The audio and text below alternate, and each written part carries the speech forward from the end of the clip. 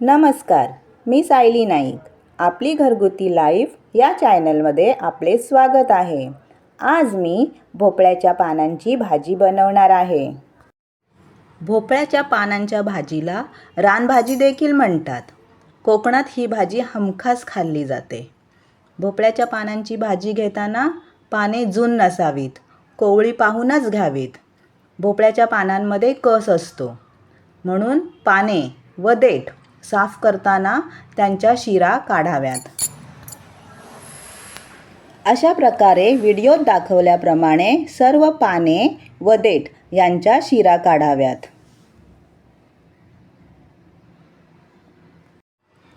भाजी साफ करून झाल्यानंतर 2-3 वेळा पाण्याने धुवून घ्यावीत व भाजीचे देठ व पाने बारीक चिरून घ्यावेत.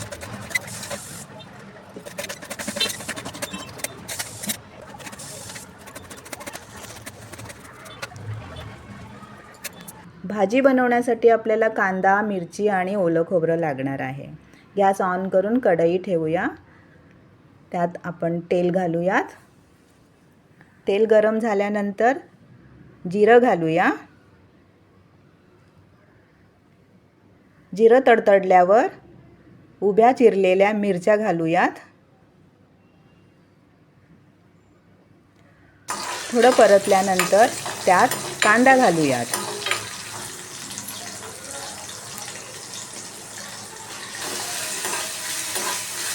कांदा चांगला परतून घ्यावा.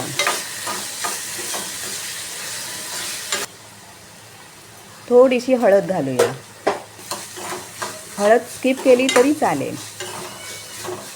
काही ठिकाणी ही भाजी डाळ, तांदूळ किंवा तांदळाचे कणी घालूनही करतात, पण मी ही भाजी साधी सोपीच करणार आहे. त्यानंतर बारीक चिरलेले भोपळ्याचे देठ घालून चांगले परतून घ्यावे.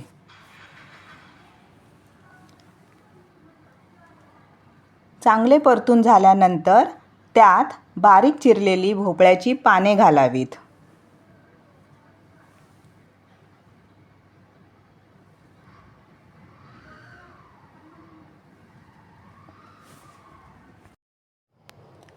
सर्व चिरलेली भाजी घातल्यानंतर पुन्हा एकदा सर्व चांगले परतून घ्यावे. आणि अशा प्रकारे सर्व चांगलं परतून झाल्यानंतर 2-3 मिनिटासाठी आपण त्यावर झाकण ठेवावे. 2-3 मिनिटानंतर पहा कशी छान वाफ आलेली आहे. त्यात ओलं खोबरं घालावं. ओल्या खोबऱ्याऐवजी आपण शेंगदाण्याचा कूटही घालू शकतो. शेंगदाण्याचा कूट घातला तरी भाजीला छान चव येते.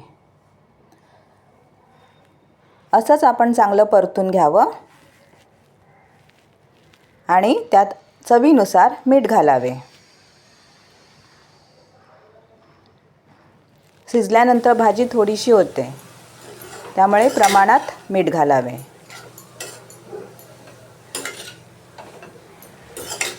आणि आता आपली भाजी तयार झालेली आहे. पहा किती सुंदर रंग आलेला आहे. भाजी तयार झाली.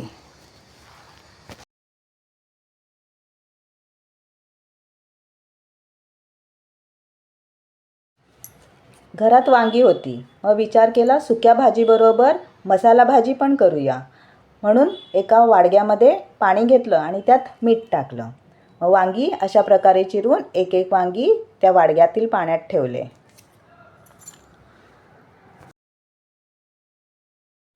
वांगी मसाल्यासाठी वाटप तयार करण्यासाठी गॅसवर पॅन गरम करायला ठेवला. त्यात तेल घालून लसूण, आले घालून थोडे परतवले. मग त्यामध्ये 2 मिरच्या घातल्या व तेही परतवले. मग त्यात कांदा घातला. कांदा घालून ते देखील 2 मिनिटं परतवले. थोडेसे शेंगदाणे घातले. शेंगदाणे घालून तेही परतवलं. त्यात सुकं खोबरं आणि ओलं खोबरं घालून मरून रंगावर येईपर्यंत परतून घेतले. आता आपली भाजणी तयार झालेली आहे मसाल्याची. आता गॅसवर कढई ठेवावी. त्यात थोडे जास्तच तेल घालावे. त्यानंतर त्यामध्ये मिठाच्या पाण्यात ठेवलेली वांगी घालून परतावी.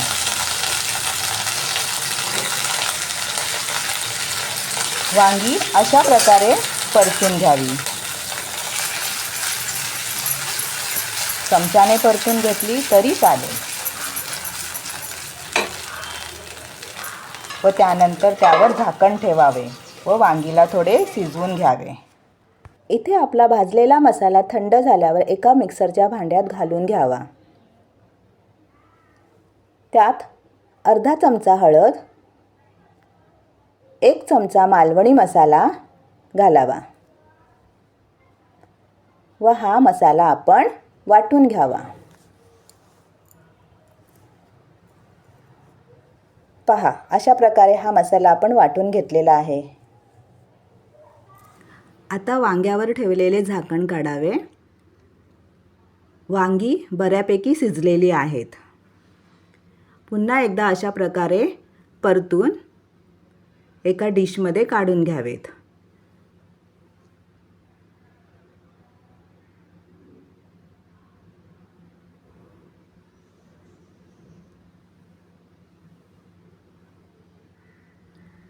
त्याच भांड्यामध्ये थोडं तेल घालावं.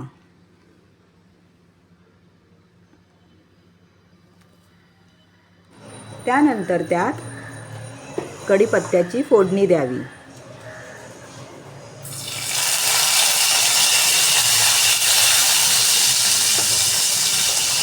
जिरे घालावे.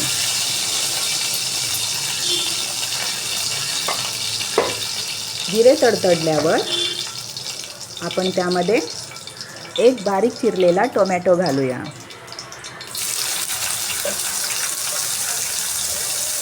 टोमॅटो घातल्यानंतर चांगले परतून घ्यावे. टोमॅटो लवकर मऊ होण्यासाठी त्यामध्ये चिमूटभर मीठ पण घालू शकतो.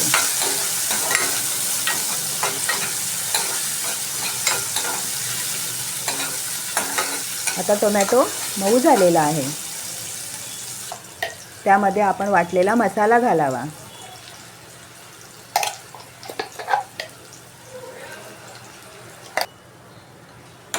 मसाला देखील परतून घ्यावा.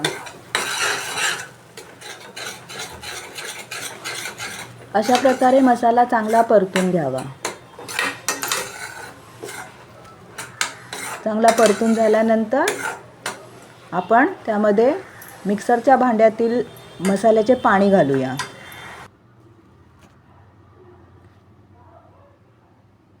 आणि पुन्हा एकदा चांगले परतून घेऊया.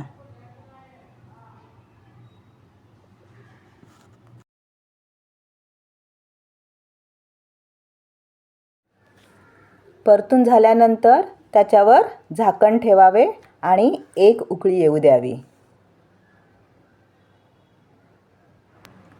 2-3 मिनिटांनंतर झाकण काढल्यावर पहा, मसाल्याला छान उकळी आलेली आहे. त्यात चवीनुसार मीठ घालावे. मीठ घालताना लक्षात ठेवावे की वांगी मिठाच्या पाण्यातील आहेत, म्हणून मसाल्यापुरते मीठ घालावे.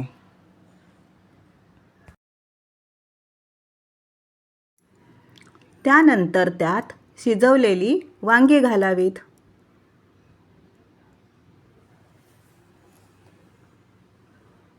व चांगल्या प्रकारे परतून पुन्हा एकदा त्यावर झाकण ठेवावे.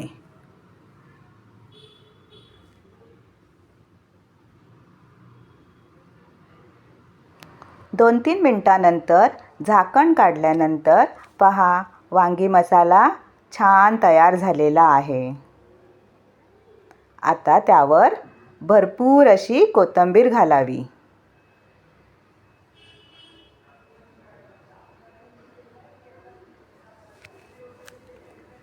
झणझणीत वांगी मसाला पहा तयार झालेला आहे.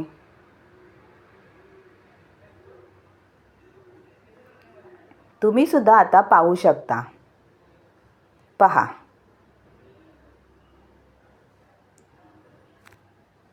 दिसतोय ना आता छान असा झणझणीत वांगी मसाला.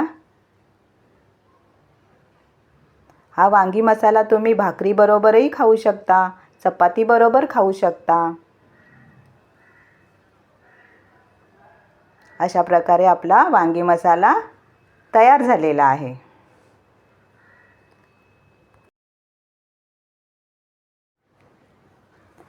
आता आपले जेवणाचे ताटही तयार झालेले आहे. ताटामध्ये छान असा गरमागरम भात, त्यानंतर भोपळ्याच्या पानांची सुक्की भाजी,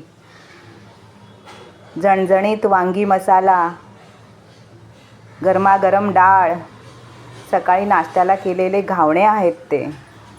असं आपलं पूर्ण व्हेज थाली तयार झालेली आहे. मग येताय ना जेवायला? या जेवायला.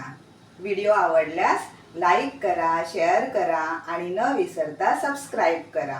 पुन्हा भेटूया नवीन रेसिपीसोबत. धन्यवाद. श्री स्वामी समर्थ. जय जय स्वामी समर्थ.